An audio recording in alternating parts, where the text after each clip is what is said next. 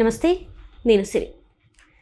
AP elections అప్పుడైతే మనము ఒక పేరు వింటూనే ఉన్నాం. ఆ సర్వే సంస్థ ఇస్తున్న సర్వేలను చూస్తూనే ఉన్నాం. ఎగ్జాక్ట్గా ఆ సర్వే చెప్పినట్టే ఏపీలో అయితే ప్రభుత్వం వచ్చింది. అదే కేకే సర్వేస్ ఇచ్చిన సర్వేలో కూటమి ప్రభుత్వానికి ఎగ్జాక్ట్గా అంటే 167, 165 వస్తాయని చెప్పడం జరిగింది. ఎగ్జాక్ట్గా అక్కడ చూసుకున్నట్టయితే 164 అయితే సీట్స్ రావడం జరిగింది. ఇప్పుడు అదే సేమ్ మహారాష్ట్ర ఎలక్షన్స్ అప్పుడు కూడా కేకే సర్వే వాళ్ళు అయితే చెప్పడం జరిగింది.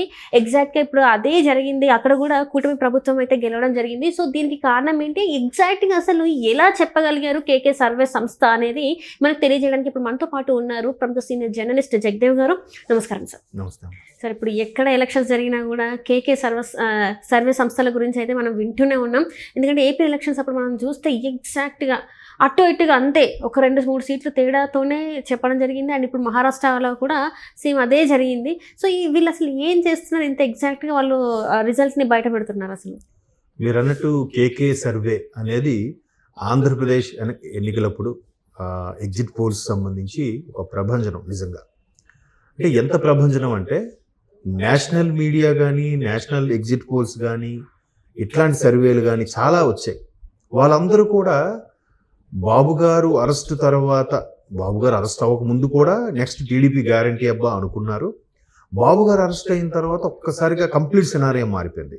అంతవరకు టఫ్ ఫైట్ ఇస్తుంది, ఇంకా అభిమానులు ఉన్నారు, ఈ పథకాల కోసం ఫేవర్ అయ్యి పడి చచ్చే వాళ్ళు ఉన్నారు, రకరకాల వార్తలు వినిపించినప్పటికీ ఎప్పుడైతే బాబు గారు అరెస్ట్ అయ్యారో వారు వన్ సైడ్ అయిపోయింది. సరే, టీడీపీతో పాటు జనసేన కూడా కలుస్తుంది కాబట్టి అందరూ చెప్పిన సర్వే ఏంటంటే 110 నుంచి 120, లేదా 120 నుంచి 130, 130 మ్యాక్సిమం 133, 135 చెప్పారు ఎవరు. సో ఇట్లా ఉంటున్నప్పుడు టీడీపీకి ఇండివిజువల్గా వెళ్ళినా కూడా 93 నుంచి 105 మధ్యలో ఎన్నో కొన్ని సీట్లు వస్తాయని చెప్పారు చాలా మంది. ఖరాఖండిగా ఒక ఫిగర్ చెప్పలే. బట్ కేకే అనే ఆయన మాత్రం లైవ్ పెట్టి ప్రొజెక్టర్ పెట్టి ఇది ఇలా జరిగింది, ఇలాంటి పథకాల వల్ల ఇలాగ అభిప్రాయపడ్డారు, ఆడవాళ్ళు ఈ ఆలోచనతో ఉన్నారు, ముసలి వాళ్ళు ఈ ఆలోచనతో ఉన్నారు, నిరుద్యోగులు ఇలా ఆలోచిస్తున్నారు, 91.82 ఎంతో సంథింగ్ పర్సంటేజ్ ఓటింగ్ వచ్చినప్పుడు ఎంత పర్సంటేజ్ పెరిగిందంటే ఖచ్చితంగా వార్ వన్ సైడే, ఇది క్లియర్.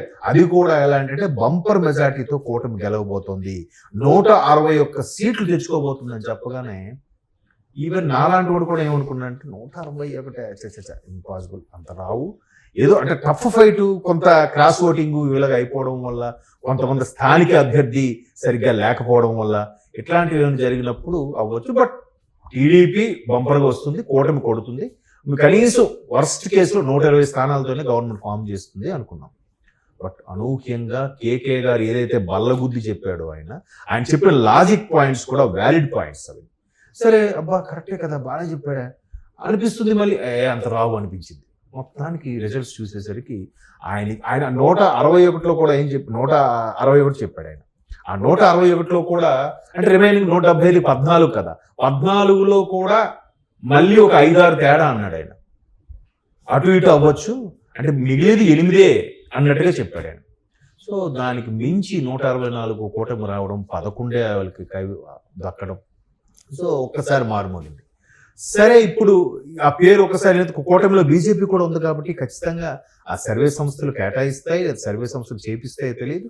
మొత్తానికి ఈయన మహారాష్ట్ర కూడా అడుగుపెట్టి చెప్పాడు. మహారాష్ట్రలో కూడా ఏదైతే మిగతా అందరూ అమాంగ్ ద ఫిగర్స్ చెప్పారు, ఇప్పుడు 200 నుంచి 220 మధ్యలో వస్తాయి, 190 నుంచి 210 మధ్యలో వస్తాయి, ఇలా చెప్పారు తప్ప ఈయన కరెక్ట్ ఫిగర్ చెప్పేశాడు. కేకే 222, 25 చెప్పాడు ఆయన. అంటే మ్యాజిక్ ఫిగర్ అయితే 288లో సగం 144, 145 రావాలి. మ్యాజిక్ ఫిగర్ ఒక్కటే ఎక్కువ వచ్చినా గవర్నమెంట్ ఫామ్ చేస్తుంది కాబట్టి బీజేపీ సొంతంగానే ఆ మ్యాజిక్ ఫిగర్ దాటేస్తుంది. సో ఈ కూటమి ఎన్డీఏ కూటమిలోకి తీసుకెళ్తే ఖచ్చితంగా 220 నుంచి 22 ఆ ఫిగర్ వస్తుందని చెప్పాడు. సో మిగతా అందరూ సుమారుగా రమారమి అన్నట్టుగా చెప్పారు. ఈయన ఇలా చెప్పడం మరొకసారి ఈయన పేరు మారుమోగింది. అఫ్ కోర్స్ అంతకుముందు హర్యానా కూడా ఏదో చెప్పారంట, అది సరిగ్గా క్లిక్ అవ్వలేదు, బెడ్స్ కొట్టేసింది. మరి అంతకుముందు 19లో కూడా చెప్పినప్పుడు కేకే సరిగ్గా చెప్పలేకపోయారు, 2019లో కూడా ఆంధ్రప్రదేశ్ విషయంలో. సో ఇక్కడ ఇంత పక్కాగా చెప్పడం అంటే 19లో చెప్పారు ఆల్మోస్ట్ జగన్ వచ్చే ఛాన్సెస్ ఉన్నాయన్నట్టు కూడా చెప్పారు, కానీ ఎంత పక్కాగా అన్నట్టుగా ఏం చెప్పలేదు. సో ఇట్లాగా చెప్తున్న నేపథ్యంలో కేకే పేరు మరొకసారి మారుమోగడం, అంటే ఆయన తీసుకున్న స్ట్రాటజీ ఏంటి అంటే మ్యాక్సిమం మహారాష్ట్ర కాబట్టి భాష తెలిసిన వాళ్ళు, స్థానికంగా ఉండేవాళ్ళు, ఎన్జిఓస్ సంఘాలని కొన్నిటిని తీసుకొని వాళ్ళ ద్వారా ఎక్కువ శాంప్లింగ్ సర్వీసెస్ తీసుకోవాలి. అంటే శాంపిల్స్ ఎక్కువ తీసుకోవాలి. సుమారుగా 1,00,000 మందికి, 1,00,000 కూడా తక్కువే ఒక్కొక్క సందర్భాల్లో.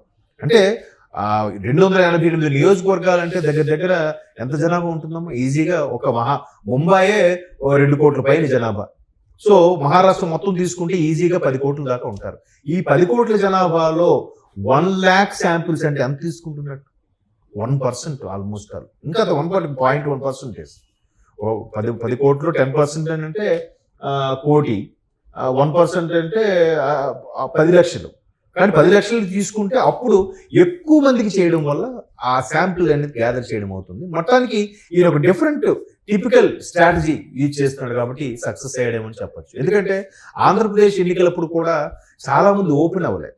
ఎవరి గురించి ఏం చెప్తే ఎవరేం అరెస్టులు చేస్తారో, ఎవరో కేసులు పెడతారో, ఉద్యోగాలకు ఇబ్బంది కదా అని చెప్పి అందరూ స్తబ్దుగా ఉండిపోయే పరిస్థితి వచ్చింది.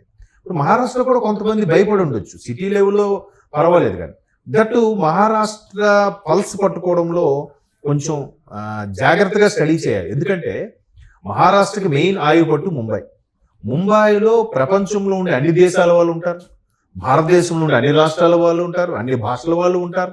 ఎంతమంది కూడా రకరకాలుగా ఏదో ఓటు హక్కు వచ్చి అక్కడ స్థిర నివాసం ఏర్పరచుకున్న వాళ్ళు ఏదో ఎవరికో ఓటు వేయాలి. కాబట్టి వాళ్ళు అంత డెప్త్గా ఆలోచించకుండా ఎవరు వచ్చినా ఓకేలే అనుకుని చేయొచ్చు కొంతమంది, వేయకపోవచ్చు కొంతమంది. ఈ మధ్యకాలంలో కల్చర్ ఏంటంటే ఎలక్షన్స్ డే అంటే ఏదో హాలిడే కదా అని ట్రిప్కి వెళ్ళే వాళ్ళు ఉన్నారు తప్ప ఓటు హక్కును వినియోగించుకున్న వాళ్ళు చాలా తక్కువ. సో ఇట్లాంటి సందర్భాల్లో ఎవరెవరు ఈ దీనికి సంబంధించి ఎటు మొగ్గు చూపుతున్నారు? బీజేపీకైనా, లేదా షిండే బీజేపీ ఉంటే బాగుంటుందా, లేదా ఉద్ధవ్ ఠాక్రే అటు ఆ కూటమితో కలిసినప్పుడు బాగుందా అనేది వాళ్ళు బేరీజ్ వేసుకుంటారు. అండ్ మోరోవర్ మహారాష్ట్ర వాళ్ళకు కూడా ఒక ఫీలింగ్ ఏంటంటే వాళ్ళు మరాఠా యోధులకి ఎక్కువ ప్రాధాన్యత ఇస్తారు. ప్రతి ఒక్క మహారాష్ట్ర వాడు కూడా మరాఠా యోధులుగానే ఫీల్ అవుతారు.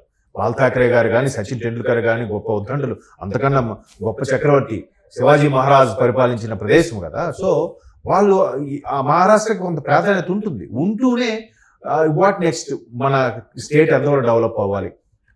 పైగా బీజేపీ వాళ్ళకు కూడా చాలా కీలకమైన స్టేట్ అది. ఎందుకంటే వాణిజ్య నగరం కదా ముంబై, కమర్షియల్ క్యాపిటల్ అవడం వల్ల. సో అది గ్రిప్లో ఉంటే వాళ్ళకు కూడా కొంత ఇదిగా ఉంటుంది అనేది ఉంటుంది. మొత్తానికి వాళ్ళు చేసే పథకాలు కానీ, వాళ్ళు హిందూ ధర్మం గురించి కానీ, సనాతన ధర్మం గురించి ముందుకెళ్ళడం కానీ, వాళ్ళు చేసిన ఇవన్నీ కూడా మ్యాక్సిమం వర్కౌట్ అయ్యాయని చెప్పొచ్చు. ఆ వర్కౌట్ అయిన సందర్భంలో కేకే లాంటి వాళ్ళ సర్వే కూడా ఎగ్జాక్ట్గా సర్వే చెప్పారని కూడా చెప్పొచ్చు. సో మొత్తం మీద టు బి ప్రౌడ్, బీజేపీ మరొకసారి గవర్నమెంట్ ఫామ్ చేసే దిశగా వెళ్తుంది. అయితే మహారాష్ట్ర ముఖ్యమంత్రి ఎవరైనా దాని మీద ఆల్రెడీ మల్లగుల్లాలు స్టార్ట్ అయ్యాయి. మేబీ ఫడ్నవీస్ మళ్ళీ ఇవ్వాలంటున్నారు, షిండే కొందరు అంటున్నారు. చూద్దాం ఏదైతేనేమి. మొత్తం మీద కేకే గారి సర్వే, ఆ కేకే పేరు మరొకసారి మారుమోగుతుంది. మన తెలుగువాడి పేరు అవ్వడం మనం గర్వించదగ్గ విషయం. Right, thank you so much sir. Thanks అమ్మా.